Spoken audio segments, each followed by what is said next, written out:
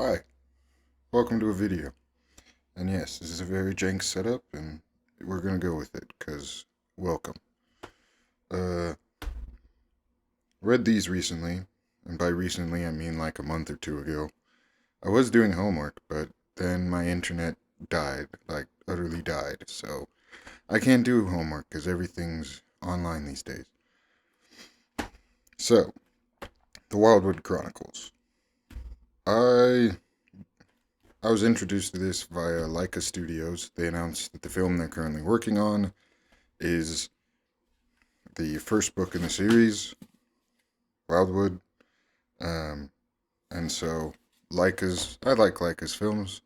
Leica's really good at what they do, really good at telling stories. Kubo's probably my favorite that they've done. So I decided to give this a try, to actually read the books. And I still haven't checked if Kubo was based on books. I need to. Because I saw that this was based on a book, and I was like, okay, I'll go check it out. But so this is like kind of a review, kind of a ranking. Just want to talk about the books. So, main character. Yeah, this is how long ago I've. Yeah, it's been a minute.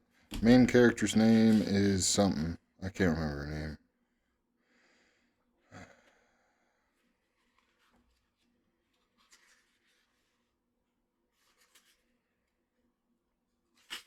Prue, that's her name. Sorry. Prue and Chris, I think.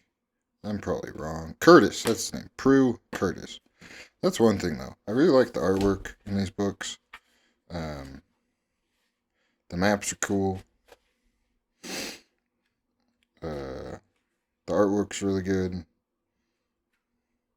Yes, there's going to be spoilers in this, but I'll try and do a quick non-spoiler thing. Um, it's about Prue.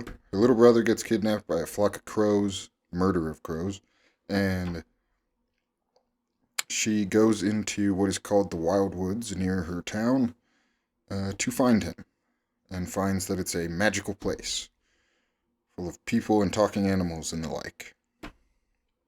First book is really good. I really like the first book. Second book was okay. Third book I really didn't like. I did not like the third book. Uh, but the first book was, well, I'd recommend the first book. It's worth a read. Um, and you can kind of just stop on this one. You don't really need to read these two. A lot of stuff makes more sense if you read the other two. But you can just read the first one and have it be like a solid fairy tale story. As I said, I like the artwork. Also, one of my favorite things, I love books that do these with the pages. I don't know what it's called. I just love this feel and look when reading a book. Yeah, how many pages?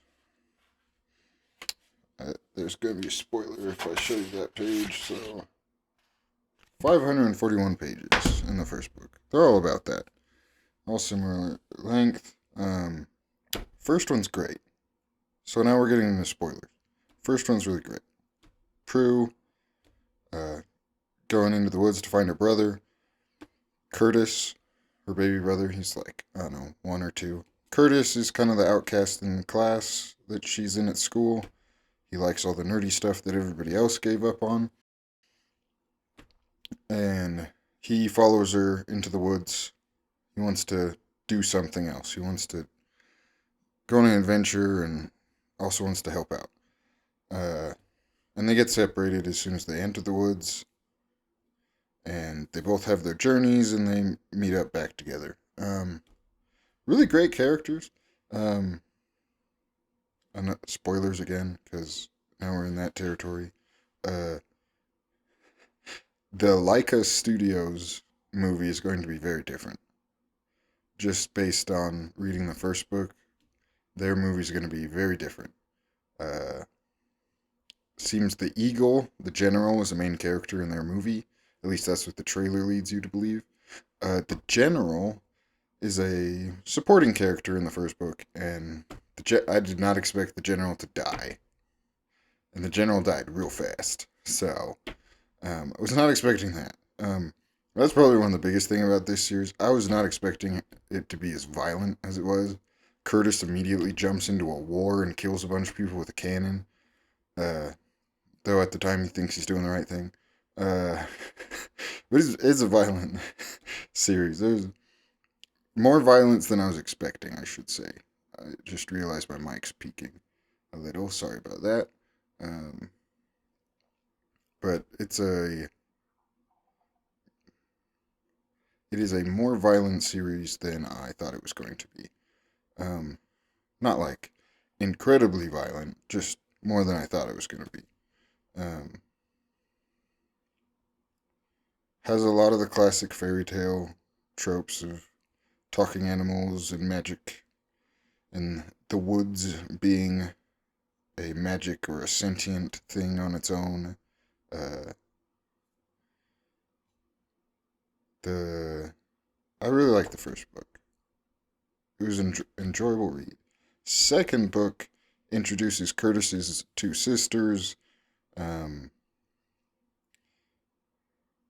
Prue has to go back to the woods because some people are trying to assassinate her for what she did in the first book because they don't like her. There's a lot of jumping back and forth in the second book. You're jumping between Prue, Curtis, and his sisters. And it works all right. There's a couple things that feel out of character for both Prue and Curtis based on the first book, but nothing too big. Um, the third book, the beginning's all right. Uh, the ending was horrible. Um, I love endings. I love reading the ending of a book. I love seeing how everything's wrapped up. Uh, Lord of the Rings is the only series that has ever really given me an ending I really enjoyed because it goes over everything. It goes over everything. And then if you want some more stuff, there's more in the appendices that even wraps it up further. And I love that. Uh, I hate rushed endings. And this had a very rushed ending. This would probably be a more thorough review or ranking or whatever this video is if I'd done this video sooner and not 2 or 3 months after I read the books, but yeah. Highly recommend the first one. Read the second one if you want. Though, if you read the second one, you'll probably read the third because you want to see where it goes from there. But, highly recommend the first one. And once again, I just love the artwork. The artwork style is really cool.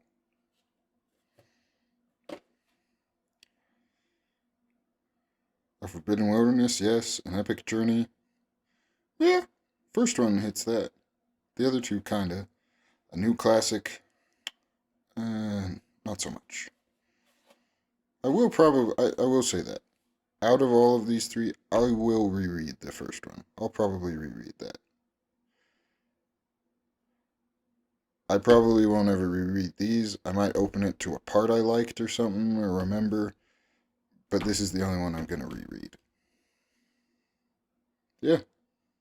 Have a good day.